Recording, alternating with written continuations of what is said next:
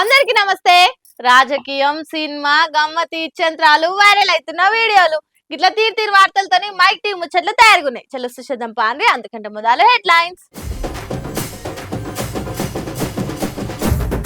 Time square కాడ మెరిచింది CM sir photo. అమెరికాలో కూడా ఈ రేంజ్ పతారంటే ఎంత గ్రేటో. బంగారు ధనుసు ఏపిచ్చిర్రు బాలరామునికి. 2 కండ్లు జాలతలేవనుకోర్రి చూడనీకి. కుక్క పిల్లల్ని కాపాడిండు తాత వరద నీళ్ళ దాటుకుంటా. సూపర్ అనుకుంటా జనాలు షేర్ చేస్తుర్రు మెచ్చుకుంటా. రామ్ గోపాల్ వర్మ సారు ఓ మాట చెప్పిండు. రాజకీయ నాయకుల కంటే పెద్ద అవినీతి పరులు పబ్లికే అని. అగో గా బంగ్లాదేశంలో అవుతున్న కథ చూస్తుంటే సార్ చెప్పింది 100 వాళ్ళు నిజమే అనిపిస్తుంది. అరే గజ దొంగలు కూడా సిగ్గుపడేటట్టు వాళ్ళ దేశాన్ని ఆలే లూటీ చేసుకుంటారు. బంగ్లాదేశ్ ఎందుకు వెనకబడిపోయిందో గీసీలు చూస్తే అర్థమవుతుంది. ఫ్రీడమ్ ఫైటర్స్ వారసులకు రిజర్వేషన్ల కోటా రద్దు చేయాలనే డిమాండ్ తోటి విద్యార్థులు నిరుద్యోగులు రోడ్డెక్కిర్రు. అది రోజు ఇంత ముదిరిందిగా. లాంగ్ మార్చ్ పేరుతోటి ప్రధాని ఇంటిని చుట్టుముట్టిరు పబ్లిక్. ఇక చూడ్రి ఇంట్లో వాడి దొరికినట్టు సంకల పెట్టుకొని నెత్తి మీద పెట్టుకొని 7 కాడ లూటీ చేసిరు పబ్లిక్. వంట రూమ్ లకు పోయి బిర్యానీలో లప్ప తిన్నారు. ప్రధాని షేక్ హసీనా మేడం బట్టలను ఎత్తుకపోయిర్రు. కొందరు చెడిపోయిన వాళ్ళు అయితే లో బట్టలను కూడా బయటకు తెచ్చి వాటిని ఎగరేసుకుంటే చెప్పరాని తీర్ల పైశాచికంగా ప్రవర్తించారు. కుర్చీలను సోఫాలను రిక్షాలు ఎత్తుకొని పోయిర్రు. చెంచాలు గిన్నెలు జోబులు పెట్టుకొని పరారయ్యారు. గజ దొంగలు కూడా వాళ్ళని చూసి సిగ్గువాడే తట్టు చేసిర్రు. పార్లమెంటును కిష్కింద కాండ చేసిర్రు. కోతి కొబ్బరి చిప్ప దొరికినట్టు ప్రధాని ఇంటిని పార్లమెంటును ఆదివారం అంగడి కంటే అధ్వానంగా మార్చి పడేసిర్రు. నిరసన పేరుతో వాళ్ళు చేసిన పనిని చూసి చదువుకున్న విద్యార్థులు అయితే ఈ పని చేయరు. బేవార్స్ గాలు అయితేనే ఇట్లా చేస్తారు. ఆది మానవుల కాలం నాటి మనుషుల కంటే డేంజర్ ఉన్నారు గారా మీరు అని మస్తుగా తిట్టుకుంటారట నెటిజన్లుగా. ఇగురంగా ఇల్లాలకు వస్తుంటే వెనకకెంచి పొక్కిలు చేసుకుంటూ వస్తురట. ఆగు గట్లనే ఉన్నది సంక్షేమ శాఖ హాస్టల్ పనిచేసేటోళ్ళ వ్యవహారం.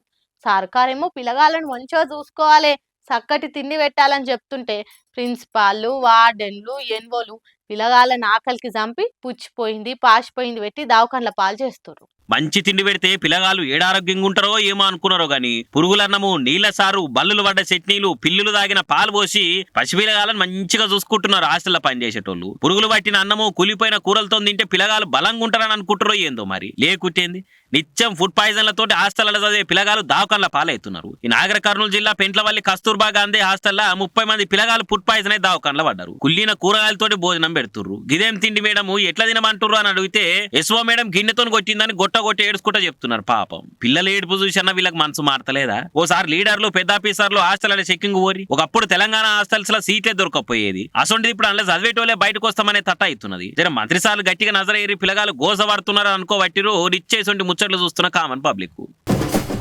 CM Revanth sir America tour లా మస్తు బిజీగా ఉండు కదా. ఇంకో దిక్కు సార్ అభిమానులు సార్ మీద పాయరం సాటుకున్నట్లా బిజీగా ఉన్నారు. అదెట్లా ఏందన్నది చూడురు మీరే. వామ్మో ఎన్ఆర్ఐల కూడా సీఎం రేవంత్ సార్ క్రేజ్ చూస్తుంటే మెంటల్ ఎక్కిపోతున్నది. సార్ అమెరికాలో అడుగు పెట్టుడే ఆలస్యం ఏమన్నా మర్యాదలు చేస్తున్నారా? న్యూయార్క్ లో సార్ తోటి ర్యాలీ తీసిరు. అటు ఇంకా ఇన్వెస్టర్ల మీటింగ్ పెడితే సార్ తోటి పోర్టువల్ దిగేందుకు ఎగబడ్డారు. ఇక అదట్టుంటే ఇంకొంతమంది అభిమానులు ఇట్లా న్యూయార్క్ టైమ్స్ చౌరస్తాలా అందరు చూస్తూ టీవీలలో రేవంత్ సార్ పోర్టువల్ ప్రదర్శన చేసిరు. ఇక ఆడున్నోళ్ళు హూ ఇస్ దిస్ గాయ్ అని అనుకుంటే అడిగితే is our honourable chief minister అని చెప్పి మురుస్తున్నారట. ఇక ఈ వీడియోలు ఇక్కడ అభిమానులు సోషల్ మీడియా పేజీలు కూడా మస్తు తిప్పుతున్నాయి. ఇక ఆ సంగతి అటుంచితే రేవంత్ సార్ అయిన పని కూడా మంచిగా అవుతున్నది. ఇప్పటికే కాగ్నిజెంట్ కంపెనీ తోటి పెట్టుబడులు పెట్టిస్తున్నాడు. ఆ కంపెనీ పెద్ద చేస్తే ఇంకో 15,000 మందికి నౌకర్లు దొరుకుతాయట. అట్లనే ఇంకొన్ని కంపెనీలతో కూడా మాట ముచ్చట్టు మాట్లాడుతున్నాడట. ఈసారి అయితే గట్టిగానే ఇన్వెస్ట్మెంట్ తీసుకురాకుండా వాపస్ వచ్చేటట్టే లేడు సారు. ఏమంట అయోధ్య రాముని గుడి కట్టిర్రో మన గుడి మనకైందన్న సంబరంతోని దేశంలో ఉన్న రామ భక్తులంతా గుడి కట్టేటప్పుడు తోచిన కాడికి చందా వేసిర్రు. ఇక గుడి ఓపెనింగ్ నాడైతే ఎంత సంబరపడ్డాడో. ఇక ఆ హంగామా అంతా ఓడ్చి మామూలు పబ్లిక్ దర్శనం చాలు చేసినప్పుడు చాలా మంది పోయి దర్శనం చేసుకుంటారు.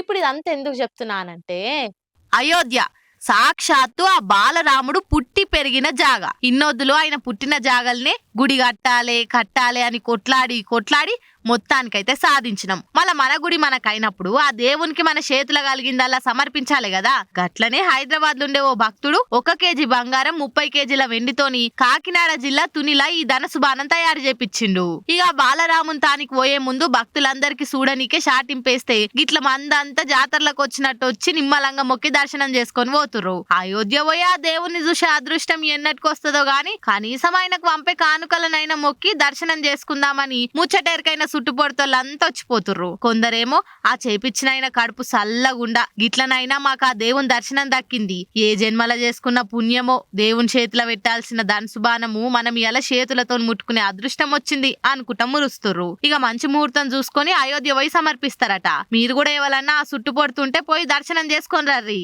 జై శ్రీరామ్ జై శ్రీరామ్ జై శ్రీరామ్ జై శ్రీరామ్ జై శ్రీరామ్ జై శ్రీరామ్ జై శ్రీరామ్ జై శ్రీరామ్ జై జై శ్రీరామ్ అలా చూడాలి జై శ్రీరామ్ జై శ్రీరామ్ జై శ్రీరామ్ జై శ్రీరామ్ జై శ్రీరామ్ జై శ్రీరామ్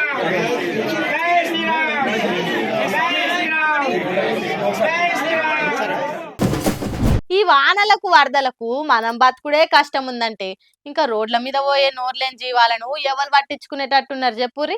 ఎవరి పనులే అలా ఆగమాగ మురుకులాడుతూనే ఉంటారు.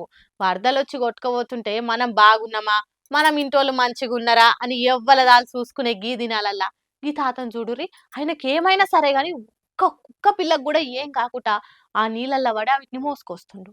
మన తిండి తిని మనకే ఎన్నుపోటు ఓడిచే మనుషులుండే గీ దినాలల్లా పెట్టిన బుక్కెడు బువ్వకు ఎల్ల కాలం అవి సచ్చేదాకా విశ్వాసం చూపిస్తాయి కుక్కలు. కానీ రోడ్ల మీద బతికే కుక్కలను దేకినోడెవలు, తిండి పెట్టినోళ్ళెవలు, దొరికితే తింటాయి, లేకుంటే ఎండుతాయి. అసోంటి కుక్కలు వరదలల్ల పడి ఏడ కొట్టుకపోతాయి అని గిట్ల అన్నిటిని ఒక్క పారి చేతుల్లో పట్టుకొని ఆ వరద నీళ్ళకెళ్ళి తెచ్చి ఒడ్డుకేసిండు. కానీ అవి చూడురి కుయ్యి కయ్యానకుట ఇంత కూడా మెదులుతనే లేవు, సప్పుడు చేయకున్నాయి. వీటికి కూడా అర్థమైతదేమో అందరు కొట్టి చంపేటోళ్లే కాదు, కొందరు అలా పానాలకు తెగిచ్చి మనల్ని కూడా కాపాడతారు అనుకుంటా కామెంట్లు చేసుకుంటా గీ తాత పనితనం గురించి మెచ్చుకుంటుర్రు. కింద మొత్తం నీళ్లు, పెయ్యి మీద అంగి కూడా లేదు, ఓ దిక్కుసాలి అయినా కూడా వరద నీళ్ళల్లో మోసుకొచ్చి వీటిని కాపాడినావు, ఆ దేవుడు నిన్ను సల్లగా చూస్తాడే అని ఇంకొందరు ఈ వీడియోను 10 మందికి షేర్లు చేస్తుర్రు. సుశ్రానులా నేను పట్టుకొచ్చిన ముచ్చట్లు ఎట్లున్నాయో ఇంకిన్ని ముచ్చట్లతోటి మళ్ళా కలుద్దాం. అప్పటిదాకా చూస్తూనే ఉండరు మైక్ టీవీ ముచ్చట్లు.